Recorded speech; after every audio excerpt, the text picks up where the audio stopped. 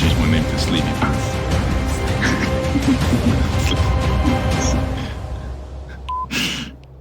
Sleeved pants. 8, 7, 6. Here we go. 4.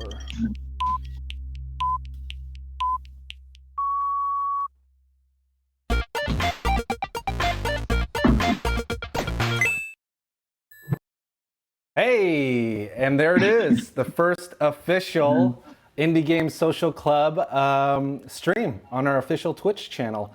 For all of those joining us for the first time, I am Brian, your stream master and eater of worlds. And let's go, according to tradition, let's kind of go around the table, starting with an awkward silence, and whoever wants to start with introducing themselves. I can start. My name is Ilker. God damn it, Ilker. Shit, go ahead. Are you? My name is Simon. I have some background in design, and I'm working as a designer. And I'm very interested in the colors and pixels of the game. And today, this week, I've played a lot of Apex Legends, a lot of Aviary Attorney. Aviary Attorney. My English is not great today. And yeah, that's me. On to you, Ilker. Oh, well, yeah, I'm Ilker. I work in marketing, and I enjoy RPGs and fighting games, usually. And today, I swear to speak without hatred or fear, to tell the truth, and nothing but the truth. Very good, very nice. Okay, so I'm Johan. I work as a user experience designer. So I'm going to be ranting about what buttons don't do what buttons are supposed to do. Very nice, very nice. Yeah. Once again, I forgot to mention what I'm currently playing, but I am the stream master, and I am currently playing this week Paper Mario, of all games. I both love it and hate it, and I recommend it highly and don't recommend it at all at the same time. I'm actually playing that too. Let's talk about that after the show. Sure, yeah. All right, so I'm going to go ahead and switch over to the game discussion. So why don't we start off with Ilker? Why don't you tell us what game we're playing this month? Sure, we're playing Aviary Attorney. It's a Kickstarter made by Sketchy Logic. It's actually made by two people that worked on the team. And they used, as I understand, I think they used the assets from like an 1800s century cartoonist, and also music from a composer from that time as well. But that's basically the small research I did into the team. I played it on Switch. I don't know about you guys. Did you play it on PC? I played it on PC, yeah. Yeah, I played it on the Switch as well in handheld mode, so nice. Kind of small screen, which might affect how I experienced it. Right. But so for those that are uninitiated, does anyone want to take a stab at kind of summarizing what type of game this is? Wow. I've written down visual novel, point and click adventure. That's accurate. That's just, yeah. Yeah. Very much like Phoenix Wright Attorney, but with very old school illustrations and more of a, more of a still image take on it, I would say. Yeah. There's also a lot of birds in the game. Yeah, a lot of birds, some wonderful bird puns. I laughed every time they said, "I'll wing it." That was always good. Yeah, but it was a lot of fun. Yeah, one of the biggest selling points for me on this game was the fact that, I mean, it's very, it wears Phoenix Wright on its sleeve. Like, it very much wants to be a Phoenix Wright game, but also kind of establish its own like identity and stuff, which I thought was really neat. I had before this, I told you guys in our messenger chat room that I had never played any of the Phoenix Wrights. I heard they were always good, and this was my kind of first take on it. Yeah. So, cool. I think it's gonna be hard to talk about this game without mentioning the Ace Attorney, the trilogy, like with Phoenix Wright and Apollo Justice, because this game really draws heavily from those games. That is. But Go ahead. Yeah, I mean, I was just thinking like that. I guess that becomes sort of like a thing only because it's not usually a kind of game that you make. Like in an FPS tradition or an RPG tradition, for example, you wouldn't even reflect on the fact that they're all kind of similar and share the same kind of mechanics and the same kind of atmosphere. But like these, like the Ace Attorney, like the Phoenix Wright games have been pretty distinct. So when someone does something along those lines, you immediately start thinking like that's exactly like that other game. Because it's been like a genre of its own, basically. Right, absolutely. I mean, with that said, which one of you guys have played Phoenix Wright in the past? I have. Oh, okay. I played a little bit like one of them a few years back. Yeah, and did you guys enjoy them? Yeah, definitely. Yeah, I love them. Yeah. I think you can tell. So I think what this game like inherits a lot, or I think like almost most is that it's very very like Pink Panther-ish. Like it's a very like like comedic, sort of like Sherlock Holmes, and it's very like dramatic. Like whenever, like in Phoenix Wright, for example, whenever you would say something that would be contrary, or you would object, which is like probably the most iconic thing about the game. It's like when you say objection, it's like you're screaming, you're standing, and you're pointing. It's like somebody like shouting in your face. And I think that's like sort of what this game also inherits. That it's like it's a bit much, but it's also in a like serious setting that's that kind of contrast. Right. Yeah. Kind of feels like they tried to make a game based on that trilogy. Like haven't been an Ace Attorney game for a while, so I guess they just thought they would make one. Right. So I mean, I guess my comment to that would be like, if we were to look at this outside of Phoenix Wright, because I really don't have much of a comparison other than I know the style of Phoenix Wright. I know the objection is like iconic and stuff like that. But generally speaking, to Simon's point, I thought the tone was very charming. Like it was very fun, and some of the jokes made me legitimately laugh, right? And the puns and stuff like that. But also, I mean, I would assume that it's safe to say we can spoil it.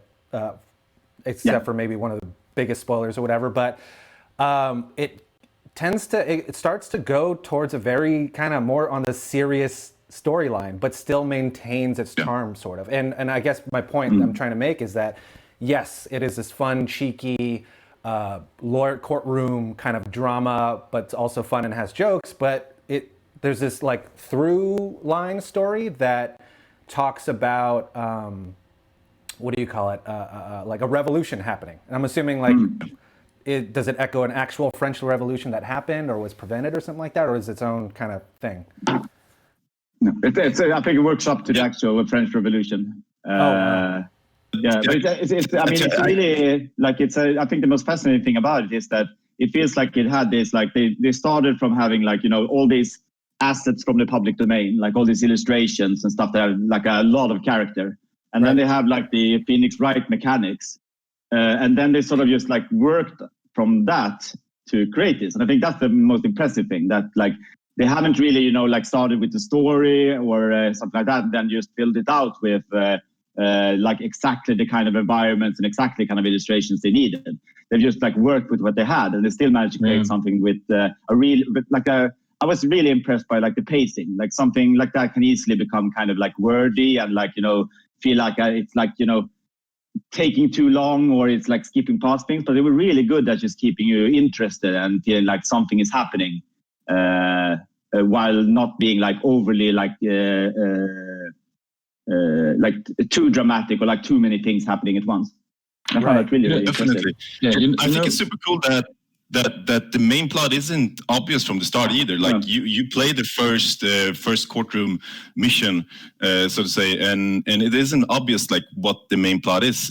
That's what I asked you people to just to play the second act as well, because that's when they start to like develop the main story.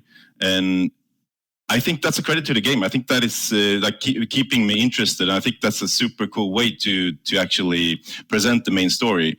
And talking about the revolution, it's actually the game actually takes place like a couple of months before the French Revolution. And they start mentioning, I think it's in Act 2 or at the beginning of Act 3, where they start mentioning the July Revolution in 1750s. I'm not a French historian, but. Right. That's when I started to recognize some of the names of this stuff and wait, this is actually based on real historical events, and I think that's super cool. Actually, I think that's super nice. And if you're gonna draw a comparison to the Ace Attorney games, where story isn't usually the main gist, the main thing of the game. They usually ham-fist the story to suit the courtroom, to the courtroom missions. And what I think they do in Aviary Attorney is they're trying to tell a story here, and just the courtroom missions are basically straightforward and we can talk about that at a later point. But I really think they unveil the story in a really cool way.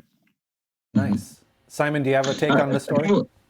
I kind of want to reconnect to what Johan said before, just quickly, that they had to work with what they had. The illustrations were all there, and they couldn't really add anything that wasn't there because it's all based on his thing.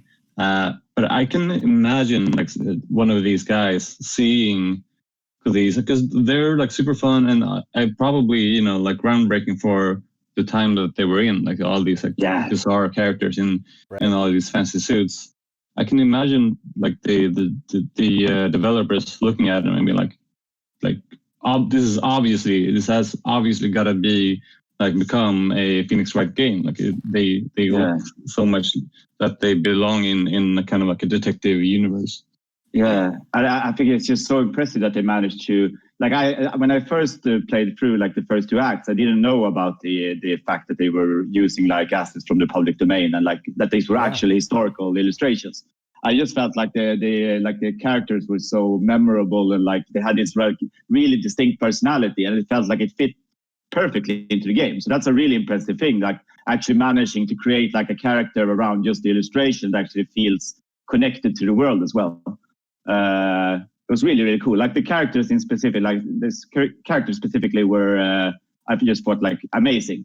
On the other hand, when it came to the illustrations from the environments and stuff like that, that's when I felt they sort of reached a bit sometimes. It's a game that's largely about investigating environments and trying to make sense of crime scenes. And it felt a lot of those background illustrations weren't really designed for that purpose. I see. Especially when you're playing on the Switch with a small screen. It was sometimes kind of hard to even know what you were looking at.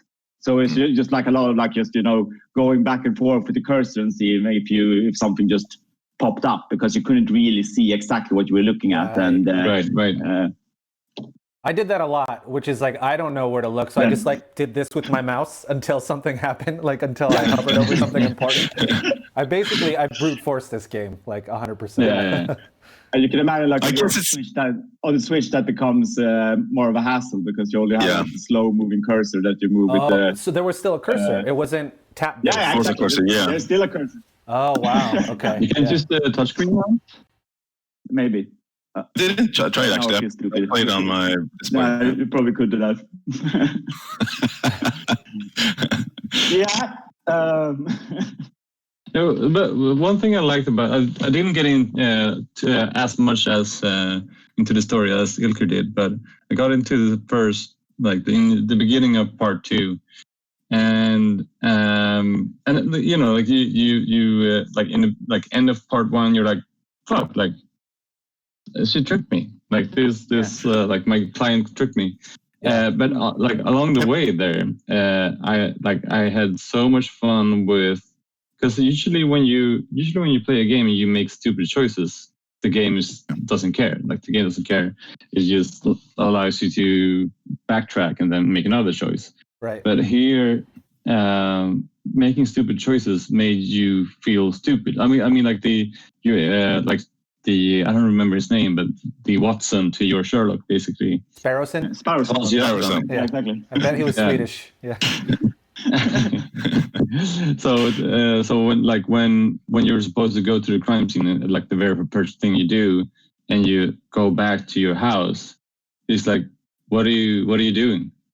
And he's like calling you out, and I really like that. I like that you were like, you could ask about the red herring, and he was like, do you really want to taste the red herring? I was like, yeah, maybe not.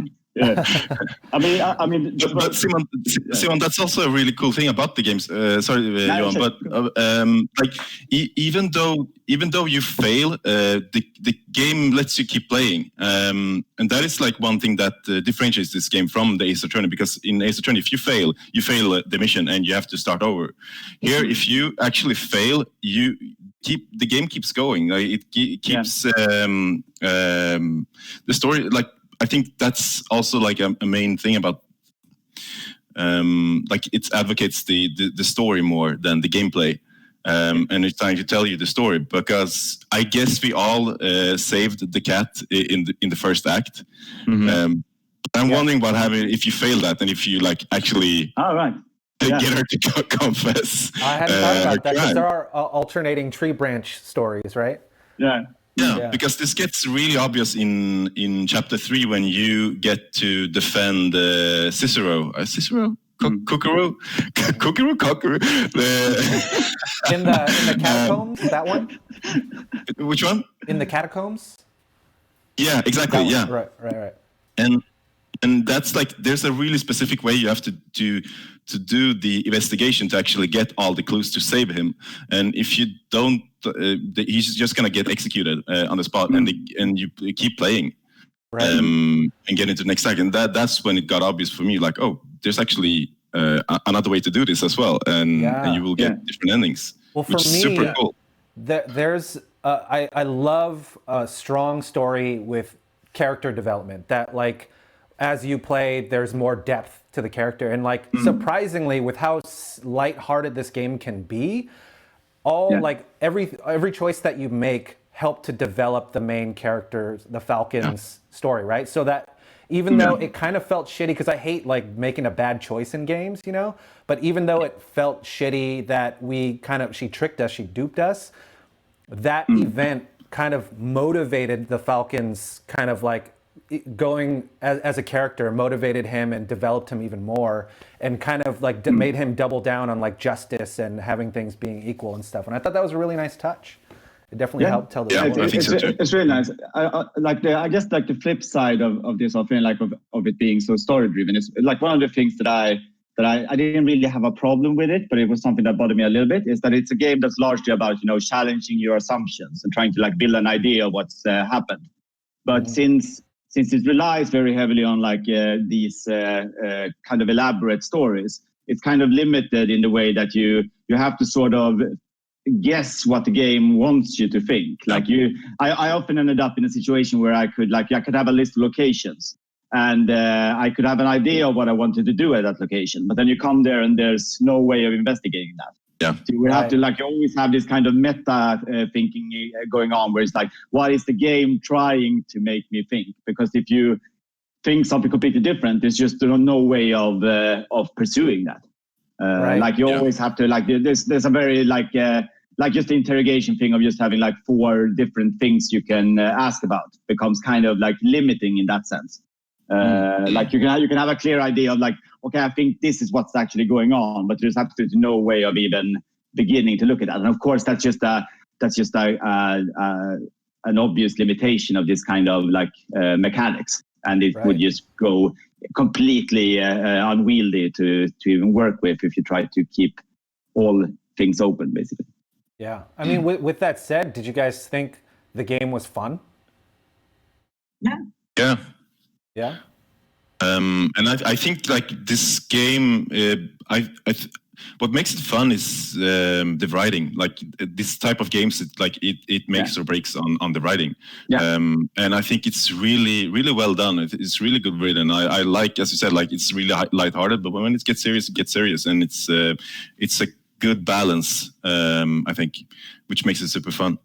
Yeah. I think the story was good. I enjoyed it. I think I was thinking about the music just now, and I can't remember the music, but I didn't bother.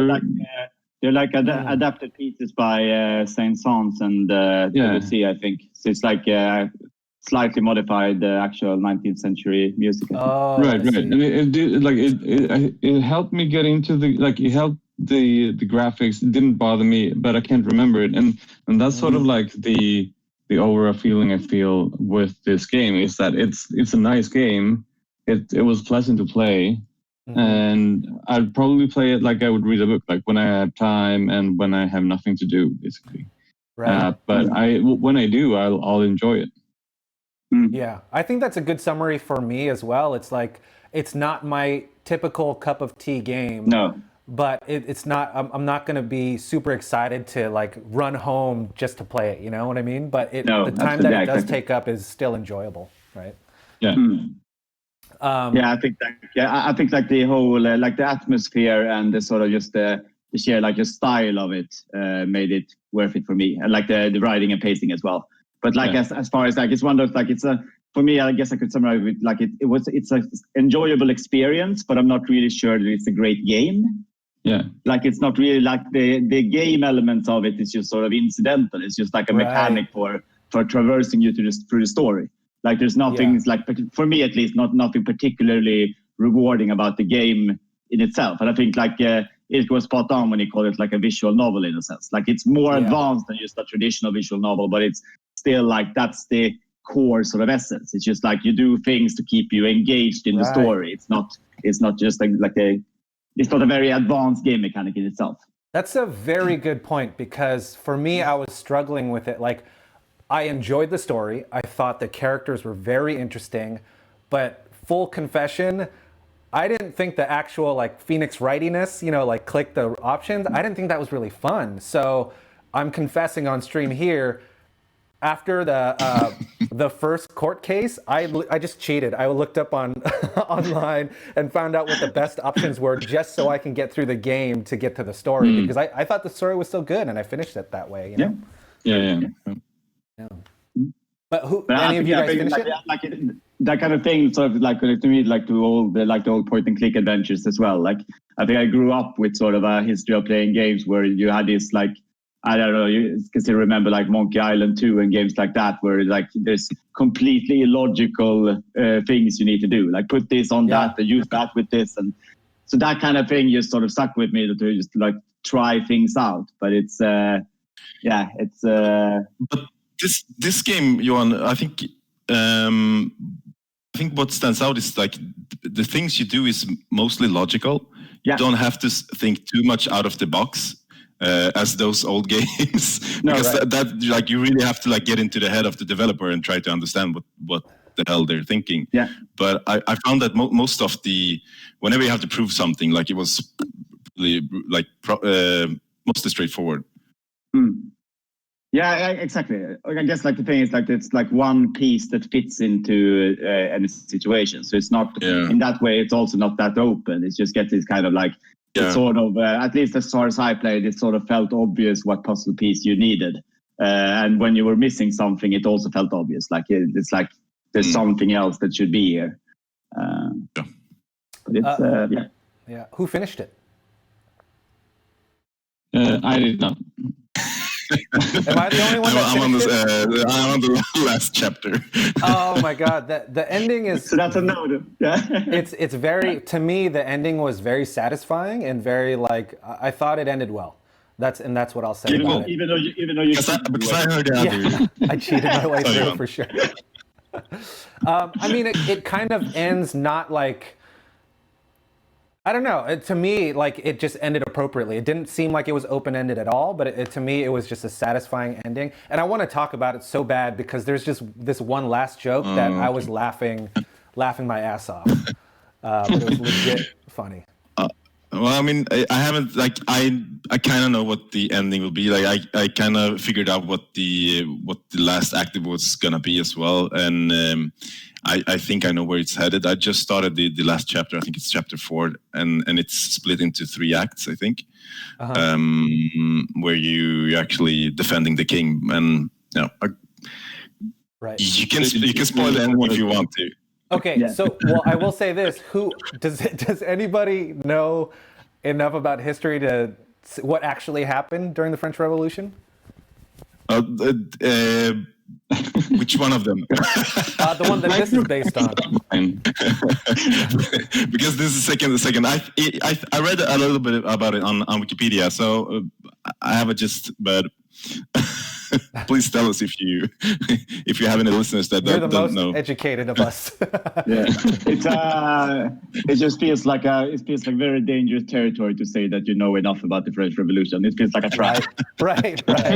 I'm gonna know shit is what I'm gonna say. I think I know a little bit about it, but Well, does anyone know what happened to the king? Because I just want to know if that's accurate to what actually happened in the game. He moves to England and dies 2 years after that. Oh shit! Okay. No comment. Is that what happens in the game as well? Do you guys mind me spoiling?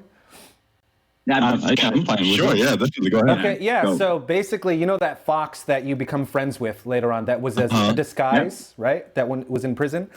That fox, our Phoenix Wright analog, he takes the king to the fox, and the fox helps the king assume a new identity, and then shoots him off to England. But then the exchange there is hilarious because he's like, "Yeah, we'll send, we'll change your name. Your new name is John Smith, and you have to have an English accent." And the king's like, oui, yes, je m'appelle John Smith. He's like, "Yep, could have fooled me. Straight up Londoner. All right, off to London you go." And I thought that was so funny. It's very, very good. Yeah, again, I think the writing is so good in this game. It actually it's what makes this game. Yeah. But cool. Yeah, I actually like as far as the writing is kind of like I also like that it's really lighthearted and funny, but I also felt kind of like restrained in the sense like these kinds of games can easily become very wordy. Yeah. Like you have like they already have the assets and everything, so basically everything they have to work with is sort of the story and the text, and then it's very easy to sort of end up in these like long monologues and stuff like that. And I felt they were really good at just keeping it like sharp and to the point. That's something we talk really about thought a lot. about that because I was super afraid of like sitting by my PC and just like clicking away. But I never felt that it was like too much. Like I don't think there was like a dialogue that was because usually like when you play these kind of games that are like that have written dialogues, like some dialogues or some people's like dialogues could be like 5-6 clicks away. Like they're like telling this whole story that you have to listen to, like read and then like respond to. Yeah. So this is like every comment is like one click away. Yeah, I actually like the thing that reminded me again was actually like kind of like the classic LucasArts pacing. Like the presentation was more like like a sort of like a JRPG kind of thing where you sort of usually end up with long monologues, but like the pacing in it was more this kind of like in all LucasArts games there was never like a that much of like a focus and dialogue. It was usually just something that popped up next to the character. So they had to keep it short and snappy. So they had this like back and forth. And that's the kind of pacing that I felt that this game had as well, which I really enjoyed. Yeah. Is there anything that you guys didn't like about the game? Feel strongly about? I mean, I think that's the thing. Like, I don't feel strongly for this game. It's a decent game. It doesn't invoke strong feelings one way or the other. So I think that's like that kind of sums it up for me and my experience. I think it's like you and Johan said, it's a decent graphic novel that is fun. Mm-hmm. Yeah. Well, I'm so sorry. Sorry, no, go ahead. No, you go. Objective. Okay, I go. Your Honor, if I may. My only thing is, I think the courtroom missions could have been more, advanced. maybe longer, maybe. I think that would be my only thing. I guess just wanted more gameplay. Right. I guess like for me it would be kind of what I talked about when it came to like the assumptions that you have and the things that you want to do and the things you're able to do. And I felt like sometimes it was kind of hard, like it was when you talk about, like, for example, the backgrounds, like them not being designed for being like in a game. Like there's a lot of things where you just sort of I felt like I was just constantly stumbling over things, and then you had to make sense of it, which was fun as well. But occasionally I felt like it would have been nice to sort of have a bit more, like, a feeling of you actually figuring something out and then actually going with that hunch and finding something out, which was kind of harder. Like, I don't know, like even finding, like, I don't know, like, the object in the urn in the loo was just like, you just go back and forth until you can't find anything else. It was never me just thinking like, oh, but if they pass through here, maybe they put something in the urn. That was just like, that kind of stuff, things never happened. So it was like, I kind of wish that it would have, like, maybe like gameplay wise would have made you feel a bit like, create a situation where you could feel a bit smarter, or like, figuring things out on your own and then like following through, instead of just, I don't know, tackling things as you sort of stumble across them. I would say for me that would be a similar kind of criticism, which is like any decision I made, I wasn't ever certain that was the right decision, if that makes sense, right? So like it was never really satisfying to like kind of come to a conclusion on something, because again, like I hate not knowing if I made the right decision, and I don't like if I've made the wrong suboptimal decision, So that would be my big thing against this game, which is like the gameplay itself is exactly right. Yeah, exactly. It's this kind of thing of like, it's not that you think like, okay, so the pen proves this thing and now I'm going to show it. It's more like, okay, I show the pen and then we see how people react to it. And I say, exactly, that's what I meant. Yeah. Testament to how bad of an attorney he is, which I kind of like. Yeah, that's very true. The dynamic of the Falcon and Sparrowson was great too. That was really, it was really charming. Really that was really good. Yeah, it was really satisfying. Yeah. I think maybe if I had like one more criticism would be that it sort of felt like it leaned a bit heavily into its own aesthetics, like in the sense that it had this style which kind of took over the game in many ways. Like in places I found it kind of like the whole like kind of monochrome kind of, single font kind of thing. I thought it was like the map, for example, made it kind of hard to even know, like kind of hard to see where different locations were. There were very little like, distinction between different things. Like sometimes, I don't know, like even seeing if something was selected was sometimes hard because they were working with such a limited palette and just limited kind of assets. This is user experience and user interaction speaking. Oh, yeah, exactly. Yeah, actually, it's a good point. Simon, how was the colors and the pixels? There are, from my understanding, there are two colors. And both of them are pretty okay. Oh, okay. I would say it's the best colors, but I'm not disappointed in their choice. In the two colors. Yeah, it's. I would say, I would actually go out on a limb here and call it old school. Yeah, possibly old school. I did notice something. I think they had some asset, a paper asset that they photoshopped incorrectly, because I thought, when there's a dialogue box that comes up, I thought my monitor had burn-in, but it was actually a poorly photoshopped, like it was supposed to be a rectangle, but there's like, you can see the bad Photoshop lines. It looks like they covered up some dialogue in an old piece of paper. I think if you look carefully on the stream, you can kind of see. I see it. Yeah, I see it now. Bit. Yeah, I thought it was screen burn-in on my monitor, but it's just an artifact on the paper. So I was like, that's shame. That will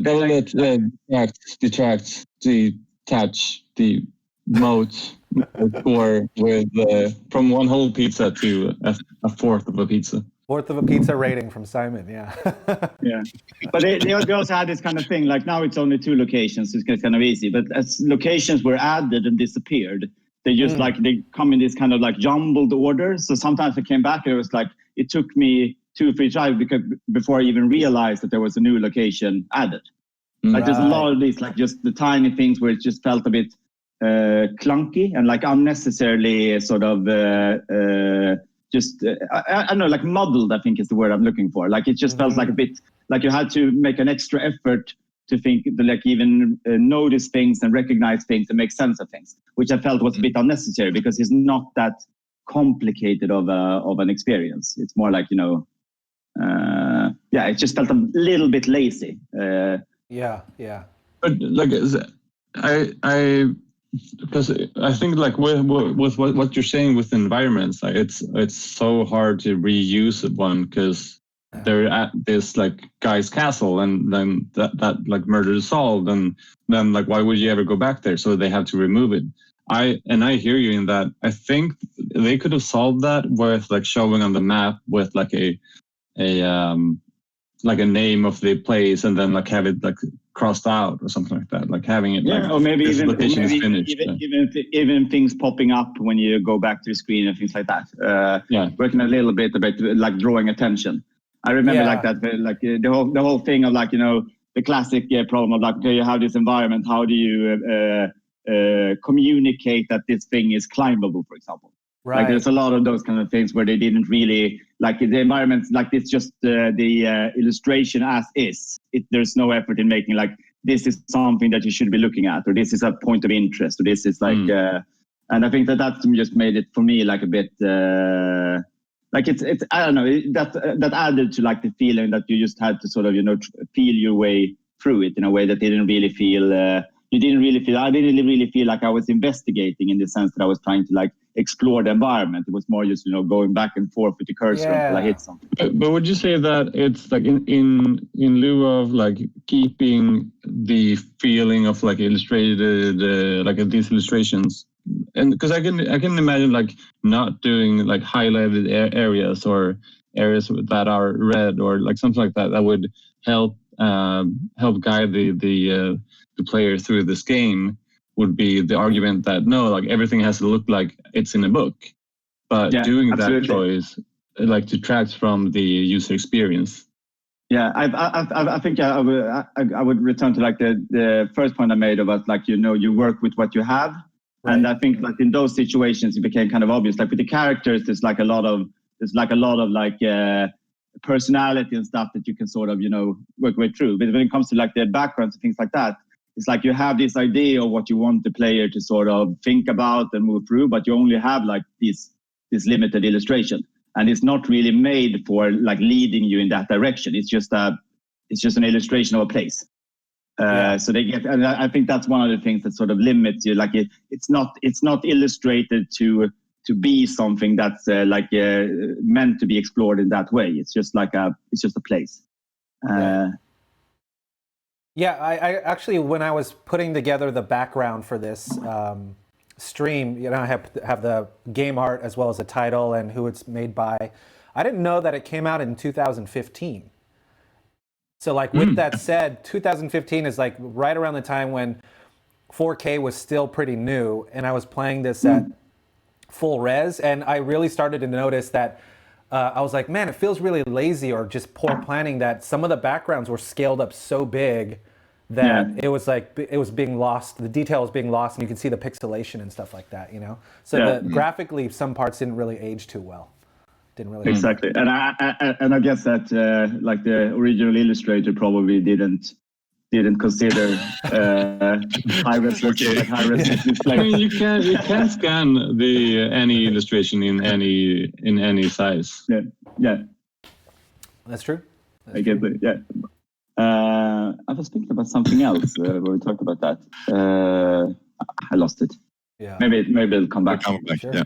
But so with that said, though, the art style, considering that they most likely pulled from several different sources, right? Between the background, the map, and the characters, they all work together so well. It never seemed like those illustrations were done by very, very different artists, or like even like they all felt like they were in the same storybook, like that they really found the right images that worked well together, Exactly. I mean, especially I don't know, like the characters for me, like that was just mind blowing to me. That this is like that was like original work, because it felt so like it had so much like I don't know, so much personality and such like an edge to it. That was just kind of hard to imagine it being like this 19th century. Like it really felt like a remix of that aesthetic in like a modern setting. Oh, absolutely. Yeah, really good. The illustrator's name is actually J.J. Granville. Yeah, and it's cool that they named the main character after him as well, the J.J. Falco. Nice. Yeah. Wait, so did he actually made these animals in people clothing, or did the publishers or the developers kind of Photoshop two things together? No, they're exactly like they're his original works. So wow.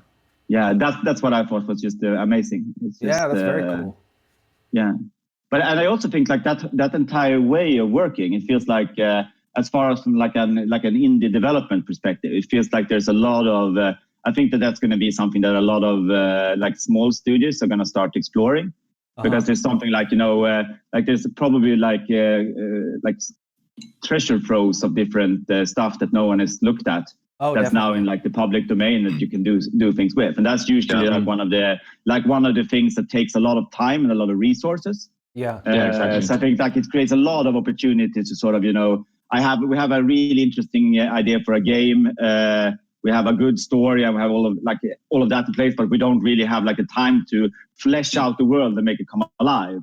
Right. Then just going for like finding an like a world that someone else created, and sort of working together with that world. I think that's going to be something that's I think there's a lot of possibility there. Learning how to create a game. Learning how to create a game, I think, is also way easier than becoming like an artist. So like that would like significantly, and I mean like these guys are two people. Like they made this game. Were they siblings? No, I don't think I don't think so, but I don't know. I'm not sure if not the game, but like having like two people create a game would probably not be possible if they had to draw everything. Right. I mean, on their Kickstarter, it says it's two people. It's a guy called Jeremy Nogani and a girl called Mandy Lennon.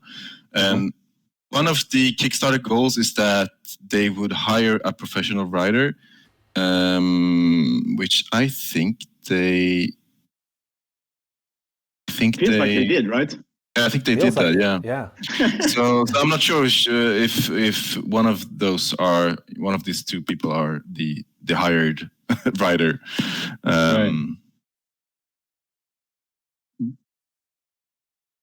I think it was. It definitely felt like professional writing. The story overall followed this really strong arc, and I think it was executed well. For the Phoenix Wright fans, do you think this is a good game to recommend to the Phoenix Wright fans?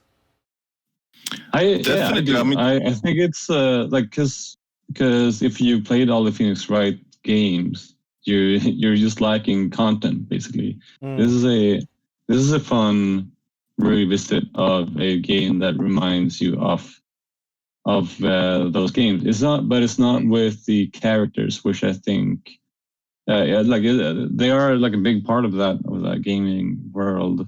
But I think this is a really good like thing to occupy your hands, your mind with during the anticipation of our next Phoenix Wright game. Right. I mean, who is it for? Other than Phoenix Wright fans, who is this game for? You know what I mean? Like, I was kind of struggling with that. It's so focused on this very specific genre, Like, I don't know who else I would recommend it to other than Phoenix Wright fans. Yeah. I mean, I think it's a good game for people who don't play games. Like, I can see like this being an like introduction to games, or just like a one-off. Like if somebody who doesn't really understand or play games want to try something, then this would be a perfect thing. Interesting. Exactly. It doesn't have to be like a detective game either. Like if you just enjoy visual novels or like games where you read a lot, I would definitely recommend it. It doesn't necessarily have to be an attorney game. No, exactly. I think like for me that would be the thing. Like I would recommend it to someone who would appreciate like the experience and the aesthetics of it. I wouldn't recommend it on the basis of the gameplay, basically. Yeah. Right. If again, if you enjoy reading a lot, because like that's what you're gonna do like 99% of the time. Yeah, that's true. I'm not a huge fan of reading, but like if it's a good story, then I'm like, yeah, I'll do it. And that's what it sucks me I'm in. proud of you, Ryan, that you actually tried this game and played it. No, I'm glad I did, actually. Yeah, I definitely don't regret playing it. It was a good time. Yeah. But I actually think like for me it was like I don't think I would have played this game if it wasn't for this context of like talking about it. And there's a lot of stuff to unpack in it, and it's a really interesting experience. It's just like it doesn't, like as you said, Brian, it doesn't have that pull for me. Like I don't. It's not like I enjoy it when I pick it up, but it's not something I like feel like I want to get off the stream right now and sit down and play. It's just like I have to sort of it's almost like a sort of a heavy book. Like it's really fun once you're reading it, but it's always kind of like I guess I'll. That's the exact feeling. Yeah, that's the exact feeling I had. It's almost like two guys had this idea that they should start a club to play games that you would never play, and then you kind of did it. Whoever thought of that is brilliant. It feels oddly familiar. we should do that. Yeah, you know what? That is a great idea. Go get on that. Oh man. Yeah, actually let's take a step back for a second and talk about, we only kind of glanced over the sound design with the music, but generally speaking, what do you guys think of the sound design? Well, I don't remember very much of it. Mm-hmm. I think it's I can't really. I don't think I listened enough to the music to actually remember it, but I enjoyed it. I looked up the composer. It's actually everything is from the same composer as well. Yeah, I mean, it suits the game. Like it suits the atmosphere and the art. It's a perfect match, I think. Yeah. Brian, what did you think? Did it stick with you? I think the music, whether it was on purpose or not, it was very ambient. Like it never like distracted from anything, right? So I never it was kind of just there for texture, I feel like. And the rest of the sound, like say sound effects, there were maybe like 5, right? Like it's the clicking sound, the crash sound that they use for many things. And maybe like mumbles and stuff like that. But I think for only having maybe no more than 5 sounds in the whole game, I think they used the sound effects very effectively. I think they worked. Could they have been more creative and used more? Yeah, sure. But I think if they were also working with the restraints of sound budget, then maybe. But I'll say this. I think this was a missed opportunity to have like the Falcon actually call out objection and have an eagle sound. That would have been amazing. I know that would be super cool. But yeah, I think that's a missed opportunity. Oh, that would have been so epic. Just right. There you go. Sure. You need to write the developers. But I think this is sort of like it's almost like on the same note as with the like for me with the backgrounds, like with the music as well. Like it felt that like the fact that they were using like these classical pieces meant that they had to sort of like it felt like the music, they were unable to sort of match like the dramatic pacing of the game with like the music. Like it didn't really feel like the music was like a part of building up hype for like pivotal moments or like adding drama. It was just like this kind of like ambient kind of atmosphere in the background that sometimes almost felt like a bit dissonant with like the especially when you had these like comedic shifts or it get like a bit like heavy for a short time. Like there wasn't really that kind of dynamic in the music for me. But I think that's just like yeah, sorry. Sometimes it wouldn't no, sometimes I think the music wouldn't like fit the atmosphere of the place either. The only thing I remember is from when you go to the library, and like there's a super like creepy like violin that plays when you get in there. But then again, like the guy in there is super rude as well, so maybe that's what they're trying to. What you said was like actually really struck a chord with me because I enjoyed the music because it didn't bother me, because I know that some games where you're just like hanging around in the same area, you find the loop, and like that kind of like becomes this thing that you're like, oh god, like I gotta get out of here. And that's why I like the like ambient kind of sound. But now that you say it, there's a lot of games, and they also do this in Phoenix Wright, where they use the music as something that builds something up.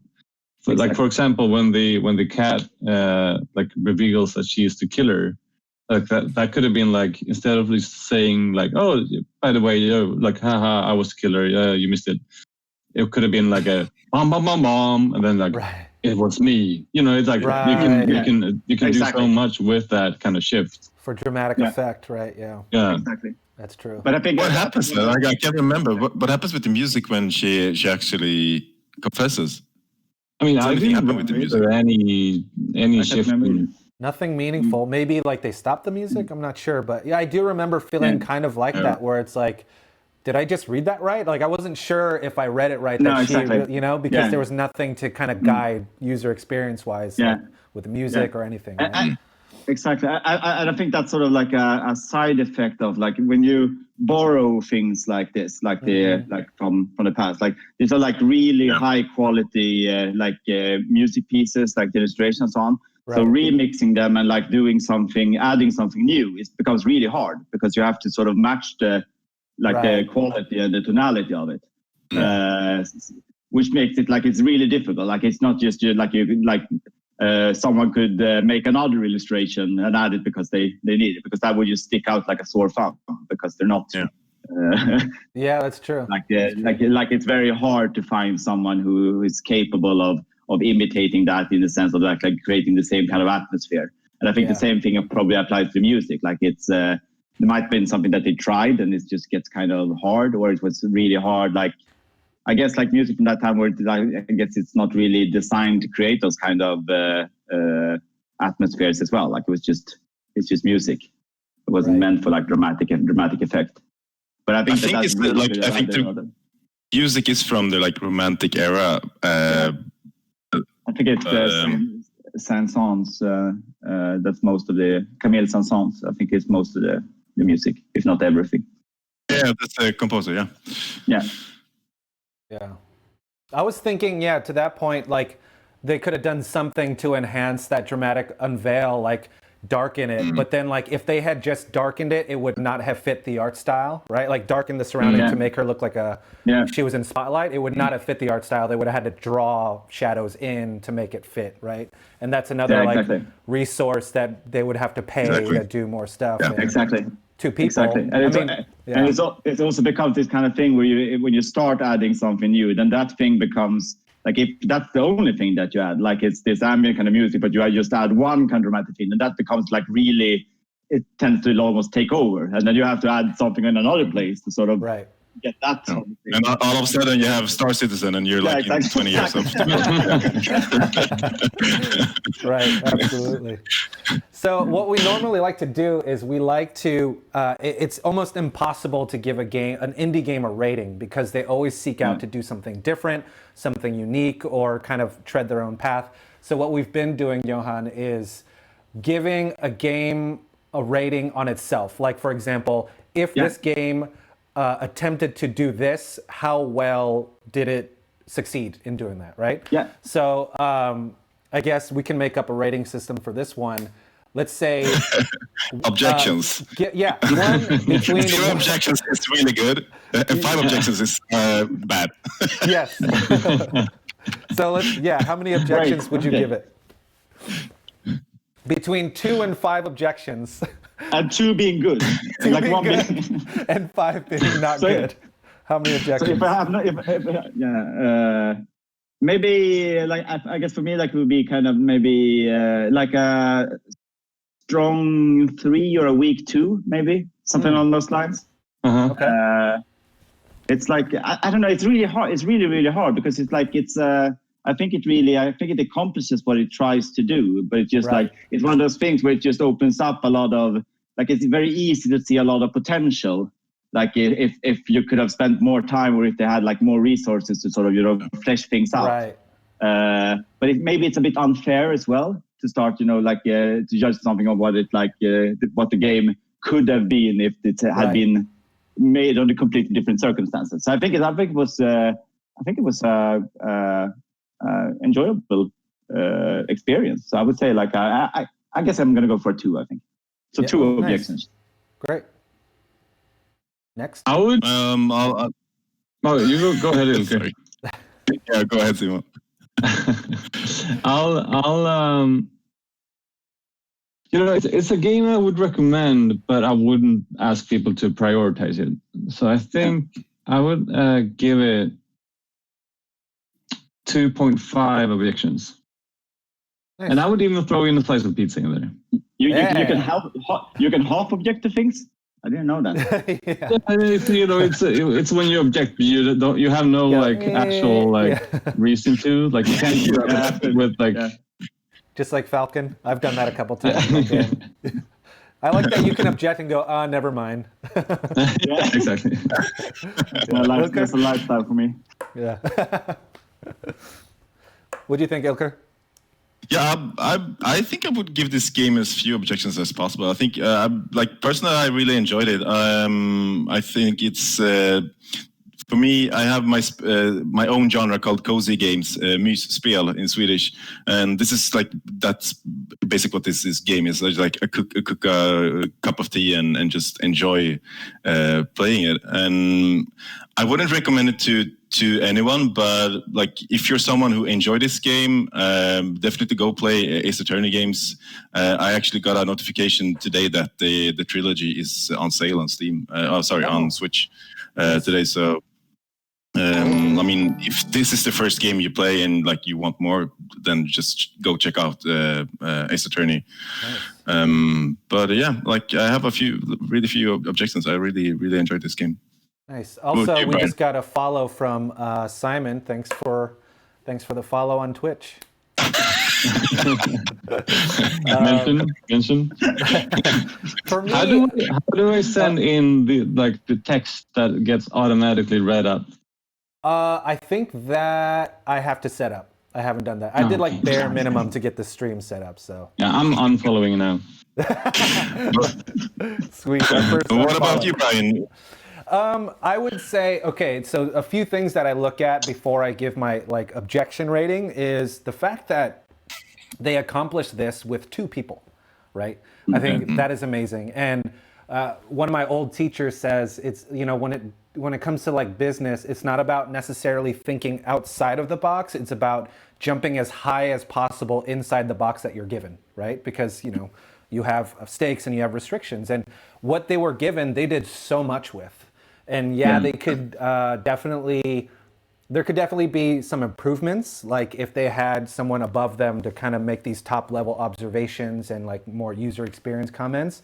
It could have been way better, but I would definitely give this just two objections. Like what it promised on paper and what it promised in the trailer, it 100% delivered on, in my opinion. Yeah, absolutely. And I think it did a very good job at that. And yeah, there are gripes about it, but I was not disappointed at all by what it sought out to do and what I was received, So yeah, I give it high praise on what it is. Would I recommend it to anybody? Not really. It's very niche, though. You know what I mean? Like there are very few people that I know would have the patience to kind of sit through this game from start to finish. But I think whoever I would recommend it to would really love it. Yeah. With that said, any other last thoughts on this game before we move on? No, I'm glad we explored this game. I'm glad that we're as a group, as a club, are like all over the place basically, and I think that's really cool. Nice. Yeah, I would agree with that. Like, I love this is something that I've grown to really look forward to. Like, you can tell by how excited I am every time I message you guys, like a week before and a day before. You know, like it really helps me out a lot. And like just the fact that I'm being exposed to all these games that I would never have explored otherwise. It's really, really fun. So this is what I'll do. I will do a quick kind of segue with our intro once again, and then we can kind of talk about next steps, about maybe talk about theme about next month, and kind of wrap up with what games we're playing and that. All right. So give me 2 seconds. 2 seconds, and here we go.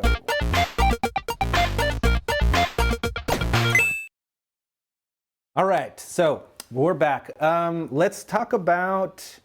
So once a month, we get together via our Facebook page, and we decide on the game that we're going to play for the next month. And if you can have the possibility to play, whether it's you have the platform or not, we try to be as inclusive as possible with games that span platforms. But this week, Ilker proposed that we add a theme to it. And I think rather than just kind of like muddying up like poll after poll, we can decide at the end of our stream what the theme would be, and then the poll would be opened up to the rest of the group on what that game would be according to that theme. So do you guys have any ideas on what our September theme could be? Wow. Also, think about maybe think about a game that you want to play, and then maybe what theme that could fit. You know, the genre. Yeah. I would do. Because you suggested Inside before, Brian, and I really liked the atmosphere in that. I don't know what kind of theme it would be. If it's like sci-fi, horror, spooky. Yeah, I would say like because I'm almost like going towards like game, like theme, like moody platformer, but we're talking about even broader than that, right? So I would say like. Maybe is dystopian accurate? Does that cover enough base, and is that open enough that you guys can come up with good I think ideas? so. I mean, like, because I think we can narrow it down more and more the more we try, because we don't want to end up with like a 2D platform horror game and only have Limbo and Inside to play. You know, right? Does Carrion as well? I think we can open it up to like stretch it a bit, right? So if it's like right on the fringes, if people vote on it, then why not, right? Yeah. So I would say, let's decide on that. Then are we agreed that the next month's theme could be dystopian? That's open enough. I think that's a lot. That's what Disco Elysium. That could be Inside. That could be cyberpunk games and could be a lot of games. Great. Yeah. It's open enough. Cool. And then with that said, what games, can you repeat what games you were playing and kind of give us a little rundown of what you've been playing this week? Sure. Like you, I've been playing Paper Mario mostly, and I'm really enjoying it. I don't see why you hate it, but I'd like to hear why. Because that's another game that really has good writing, and really very good. Like makes the writing really makes the game there, and it's really well written. Well, yeah, I mean, just like Aviary Attorney, I've never played any of the other Paper Mario games, and this one I think is so funny and so charming. But the game itself, which is the battle where you like slide, it's a slide puzzle. You rearrange these rings and you slide them up and down to optimize your. It sells itself as a tactics battling game, but it's not. It's a slide puzzle game where every battle takes at least 5 minutes, which if you're doing like 100 battles, that's a long time. Are you good at it? I'm terrible at slide puzzles, and I hate them so much. And so like I'm in agony every time I go to a battle, and I'm just like running away from people that are chasing me so I don't have to fight, you know? Me too, basically. Yeah, but that's all to say that the rest of the game is so good that I'm willing to put up with that bullshit, the main mechanic of the game, just so that I can encounter the story, you know? So, how about Johan or Simon? Yeah, I'm still playing Disco Elysium actually. Oh wow! And it's absolutely phenomenal. It's I have so much to say about that game, but that's Also, absolutely fantastic writing, but in a completely different way than Aviary Attorney and so on. But it's just one of those, like it's, and they have so many unique just angles on how they tackle things that it's like even like like just reinventing sort of the core mechanics of something that feels like, you know, it's been the same basically since Baldur's Gate and those kinds of games, and this is just something completely different. It feels both familiar and completely new, and I absolutely love it. Wow! So that's the game that they were selling as like the decision tree, the dialogue trees are massive, right? Yeah. Like every decision you make completely changes the game, something like that. Yeah, and it's also like the I guess like you could describe like the core mechanics of it as being it's like instead of having skills that you do things in the world, the skills are more like aspects of yourself. So you can, for example, develop your logical skill, and when you talk to people, you will get other options, and like the logical part of you will chime in with observations and so on. But that could also be like there's one part of it that's more like there's a lot of like weird madness in it. Like you can have like a part of yourself that's sort of mad that comes with really odd observations that are sometimes just gibberish and sometimes really insightful. So you can have this kind of like it just changes like the complete like you can approach the game in completely different ways, and there's no combat whatsoever. Oh wow, really? There's just it's all sort of dialogue based, and so you actually the only way you can die is basically because your self-esteem drops so low that you can't carry on. I love that already. That's so unique. Yeah, no, it's, definitely got to check it out. I mean, this is one of those again, like it's very, very wordy, and you have to have a bit of patience with that. But it's if that's something that you're willing to tackle, then it's one of the best games I've played in many, many years. Johan, is it on PC or is it on other consoles? Yeah, it's on. I think they're doing a console version. I think it's under production, but right now it's on PC and Mac. I think so. It's on Steam. Okay. Very cool. I heard. I think I read like a guy who tried to punch a kid, missed, and then got a heart attack and died. In Disco Elysium. Yeah. Oh, that's fantastic! Now I have to play it. I want to punch a kid and die. Yeah. I guess like one of the first scenes, like if you're a bit mad, like your Thai tries to convince you to arrest a guy for asking you for money, and it's just completely like the weird thing about it is that you can sort of lean into the madness as well, and it works. Like it's not about like right and wrong. Like you can actually play. You can actually be completely insane and muddle your way through the game, and sometimes it even helps in a different way than trying to be smart than like doing the logical thing. Nice. So it doesn't punish you for not min-maxing, like. No, I would say almost like the complete opposite. Wow. Like it sort of encourages you to. I love like, that. I think one of the tips is actually like even like don't be afraid to be weird, like because it just opens up a lot of.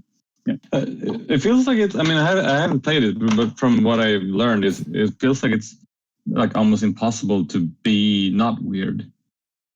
Yeah, I think when you try, like it's very you're. I mean, I guess like the best possible thing it could be is just like boring and socially awkward. That's like the most normal you can sort of reach for. Yeah, there's a lot of like middle ground there. Very cool. Yeah, I've been actually all over the place with the games. I'm trying to rush through Last of Us 1. Oh, because I had a save file. I didn't finish it, and then my save file vanished. So now I got to finish that to play the second one. While I'm doing that, I'm playing some Apex Legends, and I'm also actually just recently started up a Red Dead Online posse. Oh, really? Nice. Which is going to be super fun, I think. This sounds like bad news for me. This is this is going to be one of those 1,000 hours later kind of thing. Right. Buckle up. There's also one more game that we haven't played, like we all have been playing this week, and that's Fall Guys. Fall Guys, yes, that's right. I haven't played it. You haven't played it? You have a PlayStation. It's free this week. Get it. Yeah, I have it.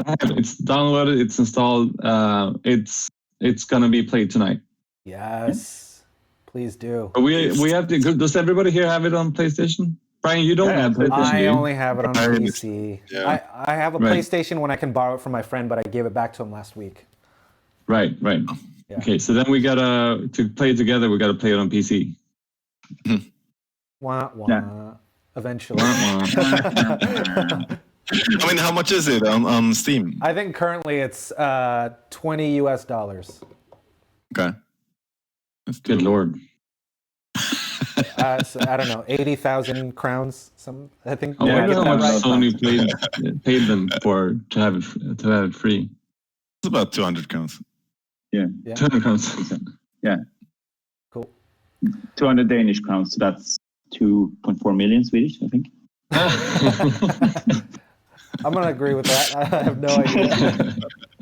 Yeah, Scandinavia, everything makes sense. Yeah. Uh, Nice. Cool. I guess does that wrap up our talk for the week? I'm very happy with I think what we covered. Yeah. yeah.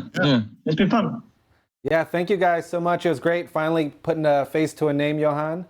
Good to hear and see you guys as well this month until the next one. But yeah, if you guys want, I'm open to play any kind of PC game with you guys. We can hop on like Discord and get something going sometime. But yeah, let's definitely do that. Sounds good. Alrighty. Well, with that said, I'm gonna go ahead and sign off the stream, and then we can kind of wrap things up and say goodbye properly afterwards. But everyone, why don't you guys sign off and say goodbye for the stream? Our first official Indie Game Socials Club stream on Twitch. Oh yeah. Bye. Hey-do. Hey-do. Hey,